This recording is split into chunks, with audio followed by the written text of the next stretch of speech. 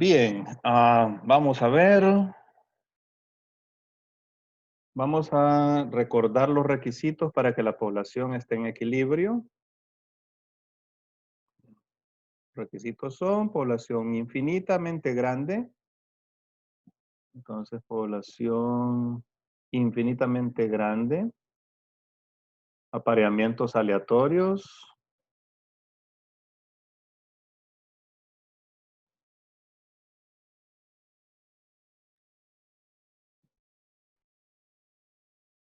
Luego tenemos apareamientos aleatorios. La tercera era migraciones. No migraciones, ¿verdad? Que no hubieran migraciones. La cuarta era no mutaciones. Y la quinta, no selección natural.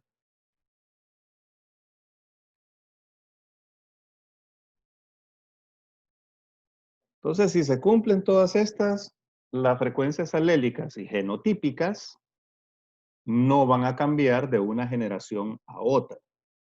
Se van a mantener constantes, ¿verdad? O sea, ese locus no va a estar evolucionando, no va a estar cambiando. Bueno, entonces vamos a ver qué pasa con este requisito. Población infinitamente grande. ¿Las poblaciones son infinitamente grandes? No. Pero basta con que la población sea suficientemente grande para que haya equilibrio de Hardy-Weinberg. Vamos a ver dos situaciones en las que las poblaciones van a ser pequeñas, ¿verdad? O sea, van a alterar el equilibrio de Hardy-Weinberg porque son poblaciones pequeñas. En primer lugar, los cuellos de botella, o sea, un cuello de botella genético, ¿verdad? Cuello de botella.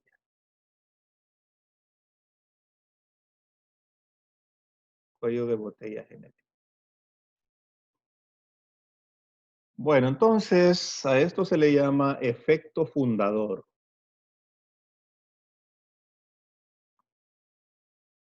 Efecto fundador. Digamos que tenemos un locus, ¿verdad? Un locus con, vaya, pongamos que ese locus tiene 5 alelos. 5 alelos. Vamos a dibujar aquí un garabato como que esta fuera una población. Y entonces esta población tiene individuos, tiene 5 alelos, ¿verdad? Vamos a cambiar de color. Otro colorcito acá.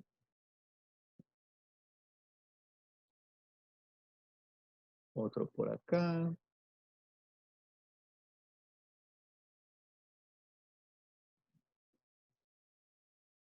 Ahí están 5 ya, ¿verdad?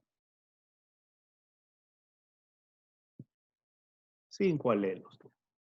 Y digamos que esos 5 alelos están en proporciones de 0.2, 0.2 a 20%, 20%, 20%, 20%. Están en iguales proporciones. Pero luego sale, esta es una población grande, cumple con todos los requisitos de Hardy-Weinberg, y de repente sale una pequeña población de migrantes a fundar una nueva población. Y son poquitos. Aquí, ¿qué agarré? Porque es aleatorio, ¿verdad? ¿Qué agarré? Solamente agarré puntitos rosados y un puntito, ¿qué color es ese? Entonces quiere decir que en esta nueva población, ¿verdad? Solamente va a haber puntitos rosados. Y este creo que, ¿qué color es ese? ¿Lo ven ahí ustedes? Las niñas que tienen mejor vista. Creo que es café, ¿verdad? Vamos a suponer que es café. Entonces. Bueno, entonces, la composición de esta población es igual a la de esta. No, no es igual, ¿verdad? Esto es lo que se denomina un cuello de botella genético o un efecto fundador. Y si sale una segunda población de acá a fundar otra población, entonces vamos a ver acá, salió esta poblacioncita a fundar otra población. Entonces, ahora esta otra población, miren lo que vino, se vino acá, se vinieron 3 cafés y un verde, y un verde. ¿Cuál es el efecto, cuál es el resultado del efecto fundador? Bueno, puede ser que esta población luego se expanda y forme una población tan grande como esta, ¿verdad? Pero igual las proporciones alélicas van a seguir siendo, o sea, se va a haber perdido alelos. Entonces el resultado de un cuello de botella va a ser el siguiente. Pérdida de alelos.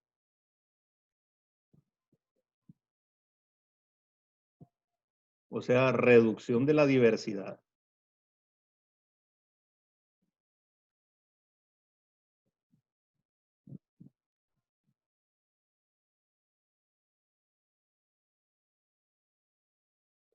Otro resultado. Una rápida diferenciación entre las poblaciones hijas. Esta y ahora van a ser completamente diferentes. La composición de esta va a ser completamente diferente a la de esta. ¿Cierto? O sea, además de la pérdida de diversidad, va, va a suponer una rápida diferenciación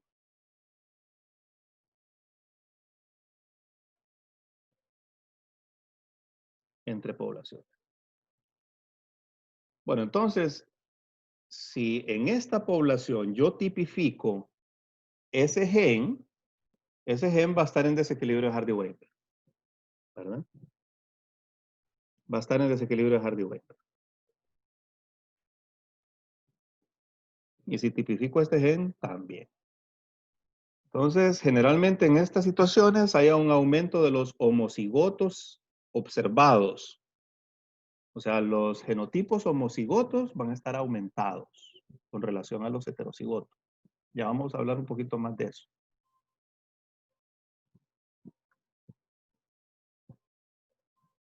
Bueno, entonces, ustedes han oído decir que, o sea, se puede reconstruir las migraciones a partir de las poblaciones que vivieron en África hace más de 100.000 años y que fueron saliendo de África y poblando primero Asia y luego Europa y finalmente América. América, también poblaron Oceanía, ¿verdad? Y finalmente América. Pero ¿cómo sabemos eso? ¿Cómo sabemos que las poblaciones se originaron en África y de ahí salieron? ¿Y cómo podemos determinar las rutas migratorias? Por lo que se denominan cuellos de botella seriados, cuellos de botella en serie. O sea,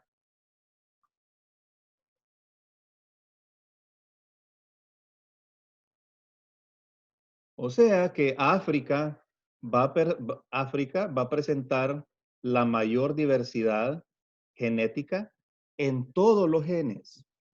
O sea, va a tener la mayor cantidad de alelos, la mayor diversidad genética en todos los genes, ya, en todos los loci, ya sea si son locus, si son loci autosómicos o si son loci del cromosoma Y o si son mitocondriales, que son las 3 cosas que utilizamos para determinar migraciones.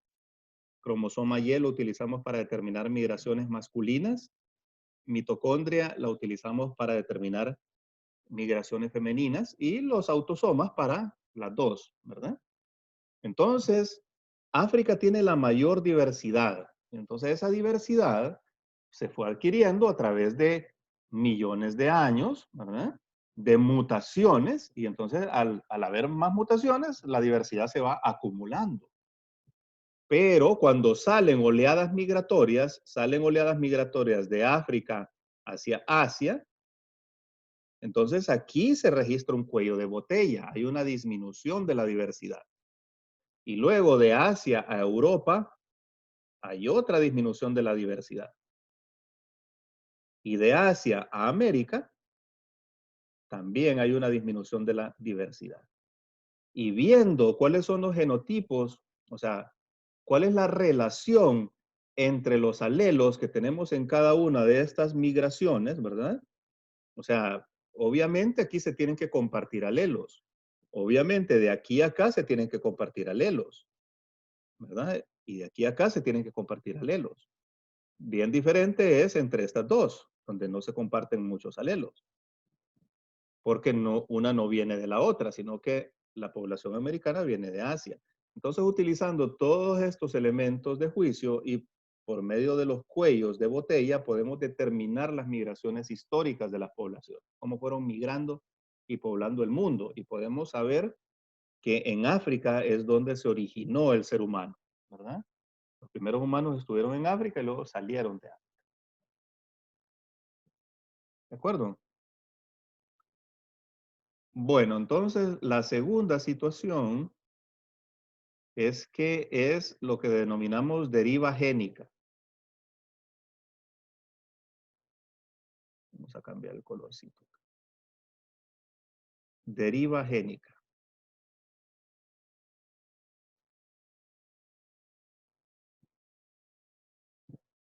Bueno, entonces en la deriva génica tenemos una población con, digamos que comenzamos con una población con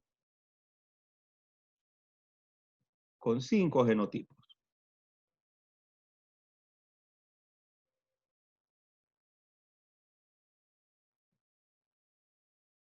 Tres genotipos vamos a poner nada más, ¿verdad? Para no perder tiempo. Pero esta población es pequeña, digamos que son unos 100 habitantes, unos 100 habitantes. Solo se pueden aparear entre sí, es una población cerrada, no tiene entrada de ningún otro, ¿verdad? Pero en la siguiente generación, como la cantidad de, o sea, no todos los hombres van a tener la misma cantidad de hijos, ¿verdad? No todas las mujeres van a tener la misma cantidad de hijos. Puede ser que este individuo que tengamos acá, que tenga muchos más hijos, que tenga 20 hijos, digamos, ¿verdad? Y que este tenga menos hijos, que tenga un hijo. Y puede ser que este por acá no tenga ningún hijo, ¿verdad? Que los que tienen este alelo no tengan ningún hijo, solo por pura casualidad. Entonces, la siguiente generación ya no va a reflejar las proporciones genotípicas, las proporciones alélicas, perdón, de la generación anterior. Porque por pura casualidad la población es tan pequeña que los hijos de la siguiente generación no van a representar las frecuencias alélicas de la generación anterior. O sea, por pura aleatoriedad, ¿verdad? Porque unos hombres van a tener más hijos que otros y entonces por esa aleatoriedad lo que va a suceder es que van a cambiar las frecuencias genotípicas. Entonces va a haber un cambio de las frecuencias alélicas y las frecuencias genotípicas. ¿De acuerdo? Va a haber un cambio brusco de esas frecuencias. Entonces, el resultado es que comenzamos con una población que tiene una diversidad alta, pero en el transcurso del tiempo, se van a ir perdiendo alelos. Entonces, digamos que aquí en este caso, los cafecitos no tuvieron hijos. En la siguiente generación, ya solo habrán rosaditos y verdecitos, porque los cafecitos no tuvieron hijos. Bajó la diversidad, por pura casualidad, porque simple y sencillamente los cafecitos no tuvieron hijos en esa generación. Y entonces en el transcurso de las generaciones eso es lo que va pasando, se van perdiendo, los alelos minoritarios van desapareciendo, van disminuyendo en frecuencia, hasta que después de un n número de generaciones todos son iguales, solo va a haber un alelo. Entonces, a este proceso en el que la diversidad se disminuye hasta un solo alelo se le llama fijación. O sea, fijación de un solo alelo, ¿verdad? Se fija ese alelo en la población. ¿Estamos claros hasta ahí?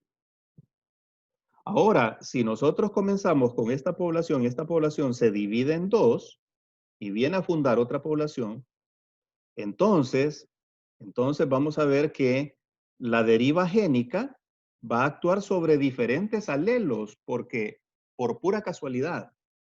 Por lo tanto, el tamaño pequeño de la población también tiene como efecto la reducción de la variabilidad y también tiene como efecto el aumento de diferenciación rápido, una diferenciación rápida entre poblaciones.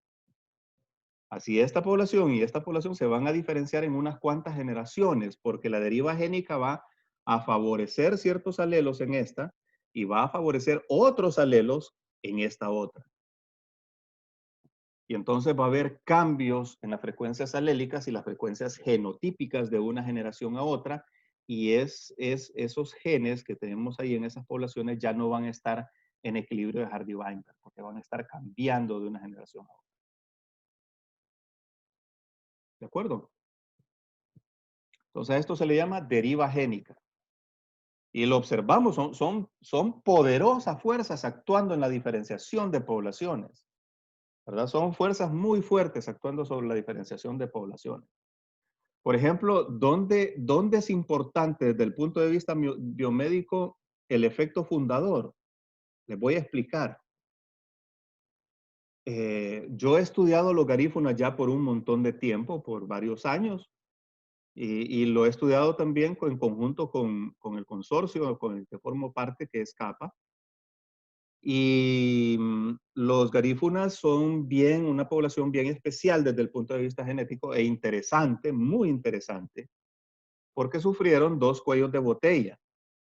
Uno, cuando venían de África, ¿verdad? Venían en el Tratado de Esclavos de las Américas, y entonces el barco zozobró cerca de una isla que se llama San Vicente. Y entonces ahí en San Vicente, esta población de africanos, ¿verdad? Proliferó, se adaptó muy bien y se mezcló con los indígenas que vivían ahí, que residían ahí, que se llamaban caribes, caribes rojos se llamaban. Y se fusionaron, ¿verdad? Y crearon una nueva población. O sea, ahí está primero un cuello de botella de África, ¿verdad? Hay un cuello de botella.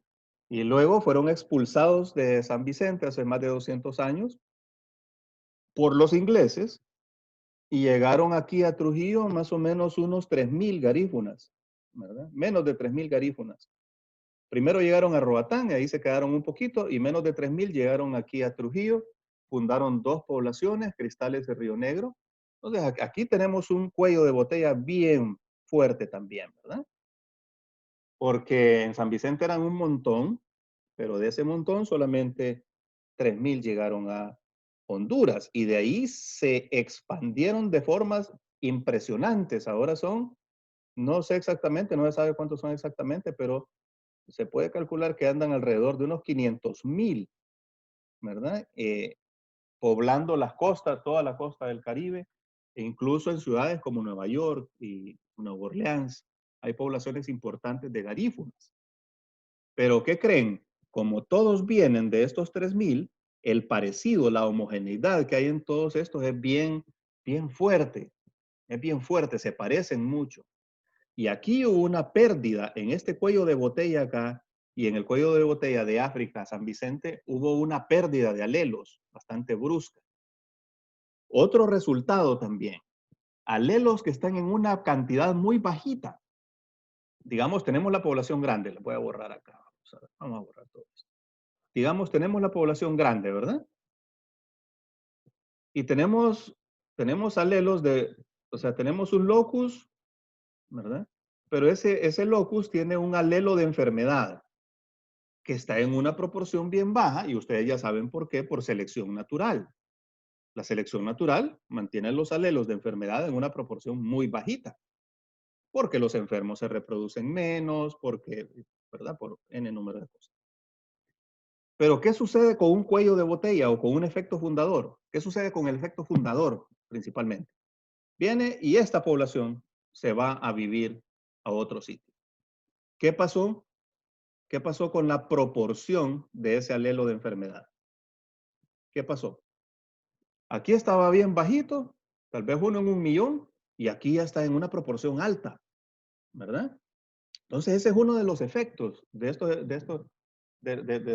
lo que sucede con estos efectos fundadores.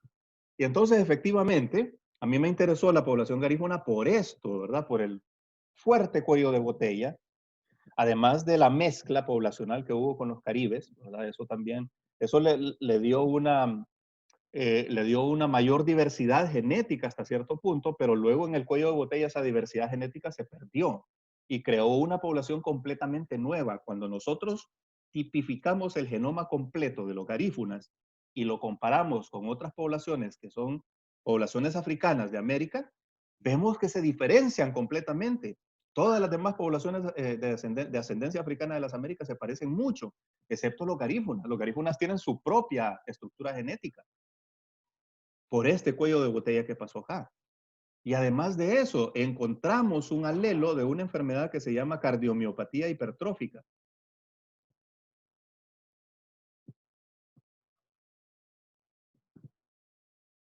Eso lo encontraron en Nueva York, ¿verdad? La gente de Mount Sinai, que está en el consorcio CAPA, también lo encontró en Nueva York y luego utilizó nuestras muestras de la costa para tipificar a los garífunas de acá y precisamente esto fue lo que encontramos.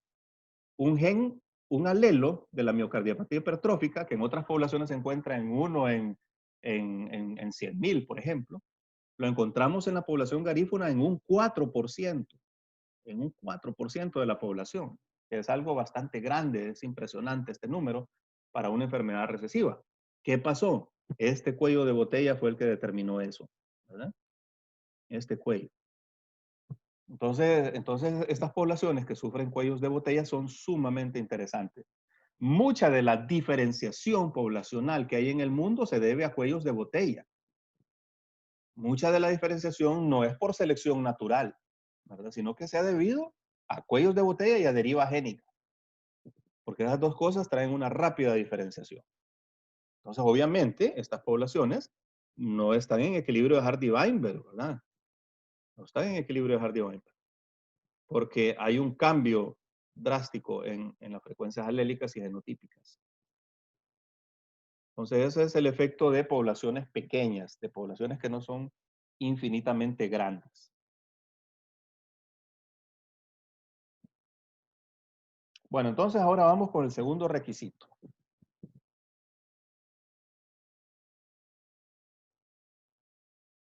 Vamos con el segundo requisito.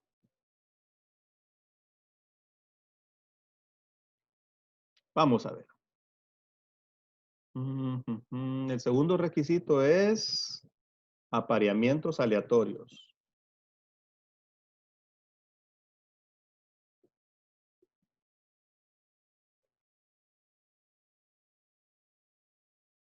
Apareamientos aleatorios. ¿Son aleatorios los apareamientos en una población? ¿Sí o no?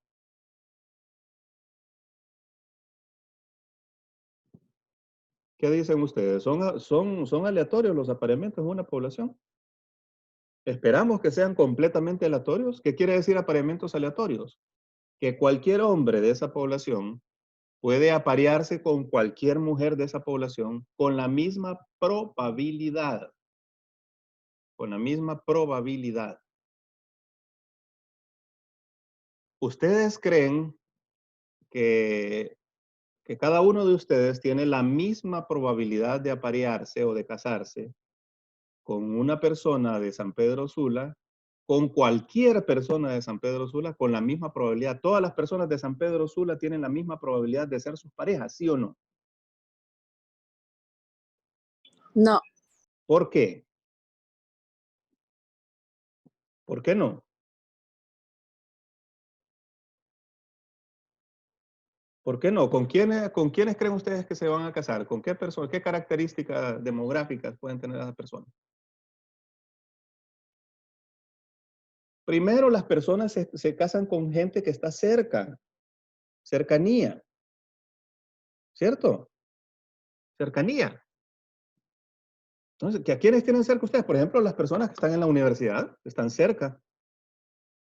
O las personas que comparten los mismos sitios recreativos, están cerca. Es más probable que se conozcan y que se casen.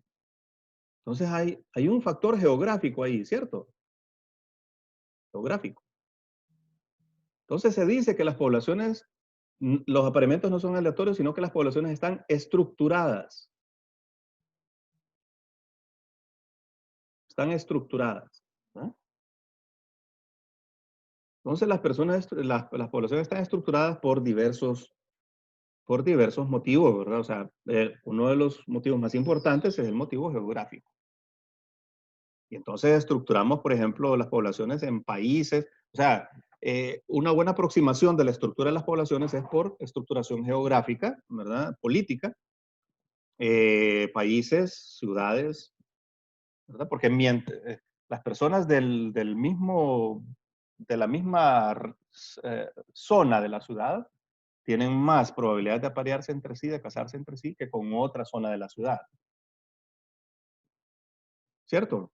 Pero la probabilidad de casarse con otra persona de San Pedro es superior a la probabilidad de casarse con una persona de otra ciudad, de Tegucigalpa, por ejemplo.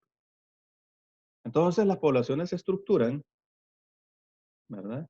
Se estructuran en países, los países en territorios, los territorios en ciudades, y así. Va habiendo una estructuración y en cada una de estas unidades la probabilidad de aparearse es mayor, ¿verdad? O sea, la probabilidad de que una persona se aparee con otra dentro del mismo país es superior a la probabilidad de que se aparee con otra en otro país. Y si nosotros nos vamos a las ciudades, la probabilidad de que se aparee dentro de la misma ciudad es mayor a la que se aparee. Entonces, genéticamente las poblaciones se van estructurando, va habiendo diferenciación genética y esa diferenciación genética está determinada por la diferenciación geográfica.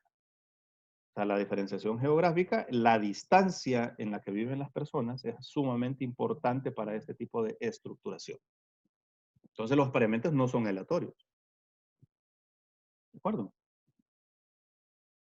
Bueno, entonces hay otros criterios de estructuración de las poblaciones. Por ejemplo, estatus socioeconómico. Es más probable que dos personas del mismo estatus socioeconómico se casen entre sí,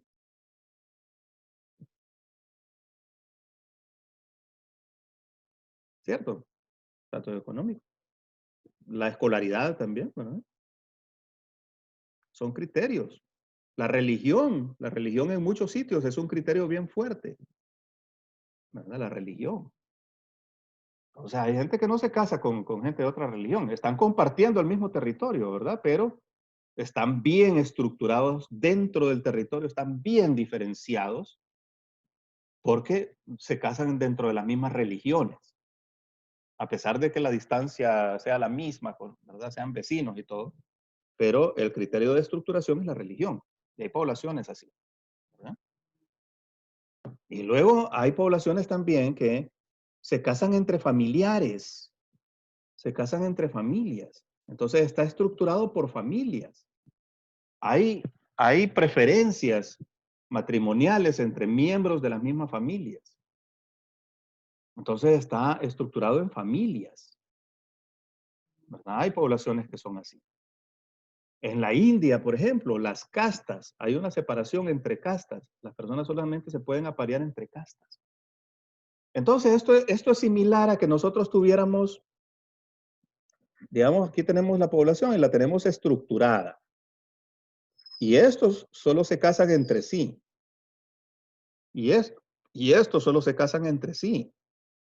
Y estos solo se casan entre sí. Entonces, dentro de cada unidad de la población, vamos a tener una especie de deriva génica.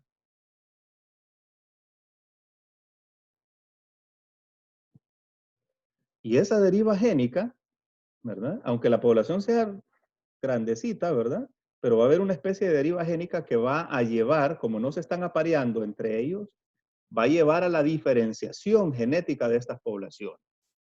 Entonces nosotros podemos utilizar la ecuación de Hardy-Weinberg con otras herramientas matemáticas para determinar qué tan estructurada está esa población, cuál es el nivel de su estructura.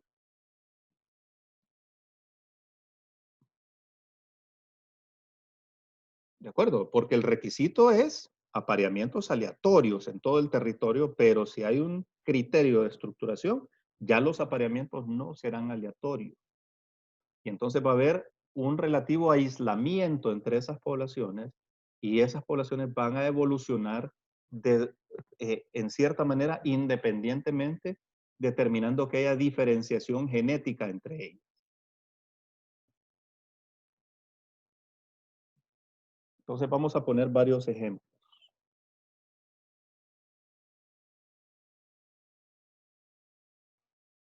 Ahí volvemos otra vez al término endogamia. Si nosotros tenemos una población subestructurada, entonces vamos a tener grupos endogámicos, grupos que se aparean entre ellos mismos con mucha mayor preferencia que con otros grupos. Vamos a tener grupos endogámicos, ¿verdad? Supongan que este es un territorio, una ciudad, por ejemplo, o un pueblo grande, y que estos son barrios, ¿verdad? Son barrios. No, vamos a poner otro ejemplo. Que esté estructurada en grupos étnicos. Tenemos 3 grupos étnicos compartiendo la misma ciudad, ¿verdad? Y entonces esos grupos étnicos se aparean consigo mismos con mucha preferencia, ¿verdad? Preferencialmente.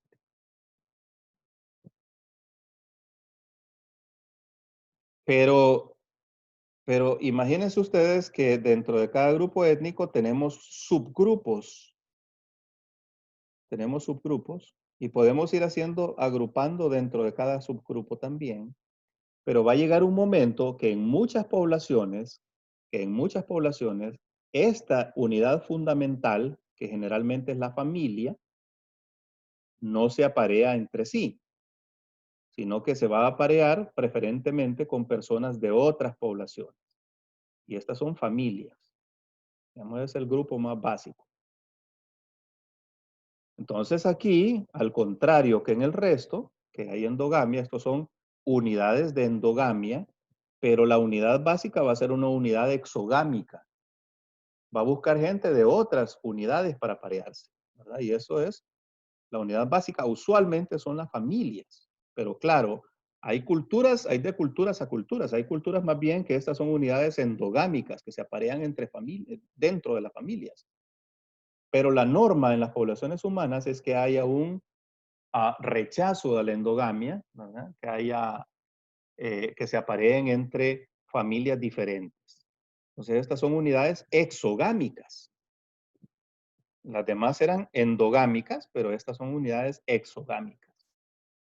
Estas unidades pueden estar aumentadas. Por ejemplo, en muchas tribus africanas tienen un tótem. Tótem. Entonces, un tótem es un símbolo, un animal que representa a una población, como una tribu. Entonces, en esas zonas de África, todas las personas que tengan el mismo tótem deben buscar aparearse con personas que tienen otro tótem, ¿verdad? Para evitar la endogamia.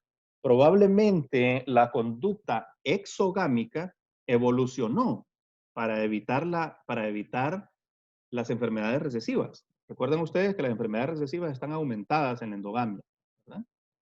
Y la diversidad genética también, o sea, mientras más chiquito sea el grupo endogámico, mientras más chiquito sea, mayor deriva génica va a haber, y entonces la deriva génica determina pérdida de la diversidad genética, y eso es malo, ¿verdad? Eso es malo. Mientras mayor diversidad genética, entonces mayor resistencia a enfermedades y a otras cosas. Entonces, probablemente la conducta exogámica evolucionó para eso, para evitar, ¿verdad? Para evitar que haya enfermedades recesivas. Bueno, entonces, la magnitud de la endogamia y de la estructuración en las poblaciones podemos calcularlas matemáticamente. Podemos utilizar matemáticas para calcularlas. Les voy a poner primero el ejemplo extremo y después vamos a ver un poquito de los estadísticos F. Entonces, el ejemplo más extremo, y este ejemplo creo que sale en un libro de genética de poblaciones de un experimento real de unos ratoncitos en una casa. Los investigadores tomaron tomaron una muestra de ratones de una casa y tipificaron, digamos, el gen 1, el gen A, con 2 alelos, 1 y 2. Seguimos con esto, es ilustrativo nada más, ¿no? Bueno, entonces, cuando Cuando determinaron los genotipos de los ratones, los investigadores encontraron lo siguiente. Encontraron que los homocigotos 1:1 estaban en una proporción, vamos a inventarnos las proporciones también, una proporción de 0.5. Los homocigotos 2:2 estaban en una proporción de 0.5. Y los heterocigotos 1:2 no se encontraron heterocigotos. No se encontraron heterocigotos.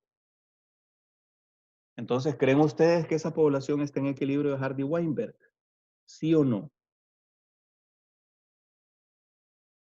Las frecuencias alélicas, si ustedes sacan las frecuencias alélicas, van a ser alelo 1, 0.5, alelo 2, 0.5. Si ustedes aplican la ecuación de Hardy-Weinberg, van a ver que el 1:1 tendría que estar, háganlo en su casa, ya van a ver, ¿verdad? Son las tiradas de moneda.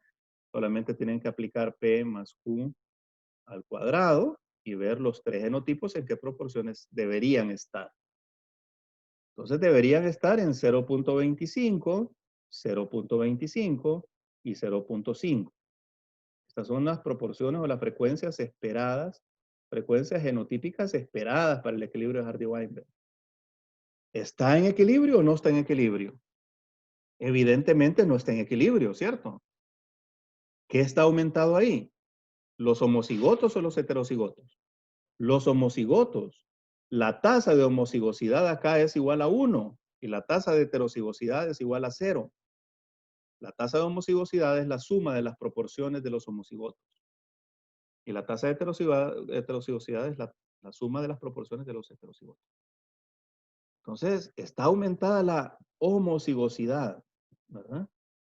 Los homocigotos esperados deberían ser 0.5. O sea, la mitad de la población de ratoncitos deberían ser homocigotos, ya sea 1:1 o 2:2.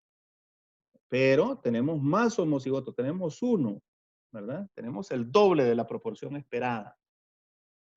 Entonces, ¿qué es lo que los investigadores dicen? Bueno, entonces esta población está en desequilibrio, franco desequilibrio de Hardy-Weinberg. Y comienzan a investigar y vieron que algunos ratoncitos, las muestras las tomaron de esta parte de la casa y las otras muestras las tomaron de esta parte de la casa. Pero aquí pasa un gato, ¿verdad?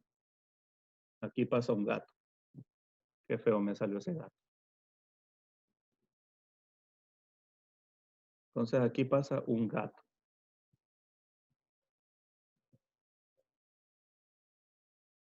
¿Será gato ese?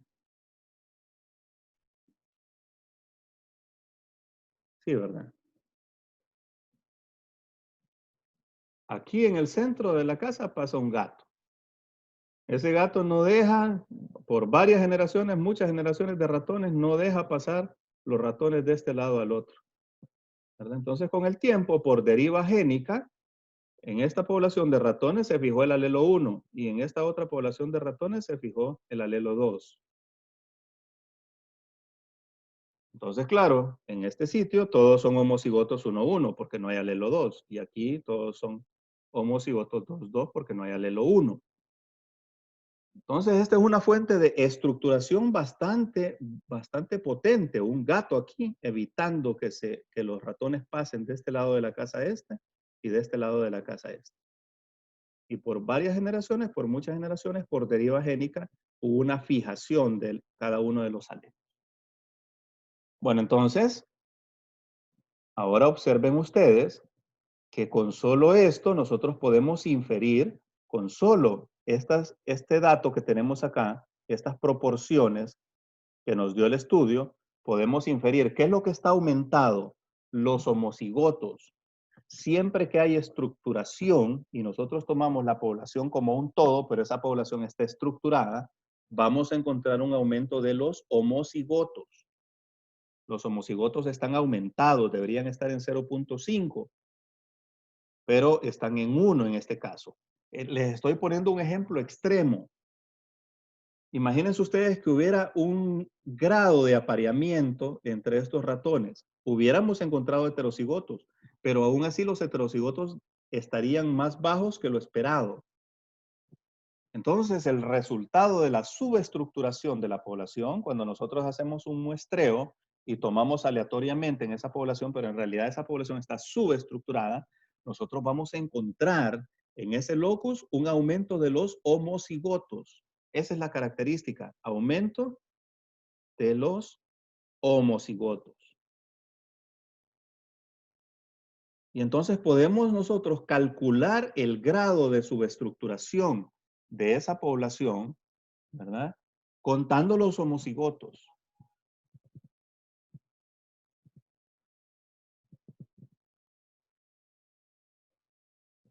Bueno, entonces miren, hasta acá lo vamos a dejar. Mañana vamos a hacer, vamos a estudiar un poquito a fondo los estadísticos F. Estadísticos F. Son el FST, el FIS y el FIT. El FST estudia su estructuración o diferenciación. Cada uno de estos estudia diferenciación genética. O sea, el grado de diferenciación entre estas dos poblaciones me va a dar el grado de endogamia que hay en cada una de ellas. El FST estudia su diferenciación entre poblaciones. El FIS me determina si cuando yo estoy estudiando una población, dentro de la población hay subestructura.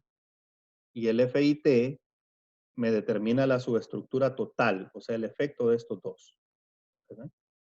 O la endogamia total, podríamos decir. Entonces, mañana vamos a ver cómo aplicamos esto matemáticamente. Vamos a hacer ejercicios, ¿verdad? Para que ustedes miren, sientan qué es lo que hacemos en genética de poblaciones.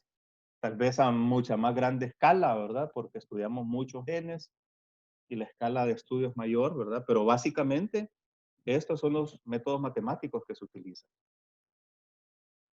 Y no solamente para eso utilizamos las frecuencias alélicas, podemos utilizar las frecuencias alélicas para determinar distancias genéticas entre poblaciones, ¿verdad? Tiempos de diferenciación entre poblaciones. ¿Cuánto ha transcurrido desde que una población se separó en dos? Y esas dos poblaciones, ¿cuánto tiempo tienen de haber evolucionado separadamente? O sea, todo eso, ¿verdad? Todo eso lo estudiamos a través de las frecuencias genotípicas y las frecuencias alélicas. Entonces mañana vamos a ver eso, estadísticos F, ¿verdad? Cómo determinar el grado de estructura de las poblaciones.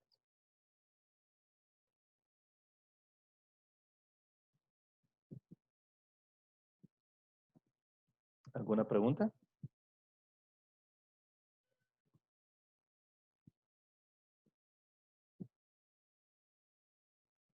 Doctor, una pregunta sobre otro tema que vimos.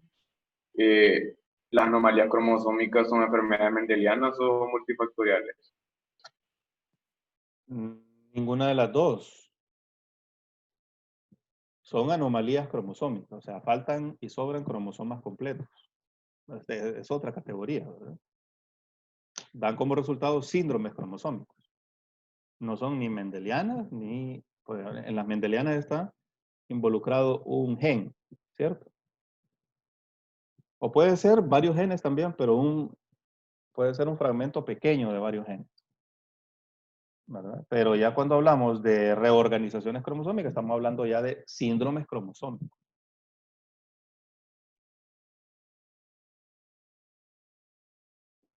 Y se acuerdan, pues, o sea, vimos la herencia, por ejemplo, vimos el tipo de herencia en translocaciones robertsonianas, cómo se hereda. Pero es completamente diferente a la recesiva, dominante, se heredan diferentes. Entonces, no entra dentro de ninguna de las dos categorías. Son anomalías, son síndromes cromosómicos, ¿verdad? Es diferente. No, gracias, doctor. Bueno, entonces, si no hay preguntas, más preguntas, todo clarito, voy a subir este video. Y repasan la clase anterior también, ¿verdad? Que donde sacamos frecuencias alélicas, fenotípicas, las frecuencias esperadas para el equilibrio de Hardy-Weinberg. y comparamos las frecuencias esperadas con las observadas. Si no concuerdan, entonces decimos está en desequilibrio y comenzamos a buscar estas cosas, ¿verdad? Comenzamos a buscar deriva génica, comenzamos a buscar efectos fundadores, ¿verdad? Selección natural y todas las cosas. Bueno, entonces nos vemos mañana. Disculpe, doctor, la molestia. Es que le iba a preguntar si va a subir el video de la semana pasada, el martes, el que era corto. Solo recuérdenme qué clase fue y lo subo. Fue la del martes 14, doctor. Ah, bueno, ya la voy a buscar, 14, ¿verdad? Yo la busco. Doctor, la prueba la tendremos el domingo también. O El domingo, sábado. sí. El domingo, los dos. O sea, al mismo tiempo, los dos grupos. A la misma hora. ¿Verdad? Y nos entra hasta desarrollo 2, ¿verdad? Desarrollo genital 2. Hasta desarrollo genital. Sí. O sea, cromosomas y desarrollo genital. Bueno, gracias. Bueno, Gracias, bye. doctor. Feliz Bye. día. Bendiciones. Feliz día. Nos vemos. Bye.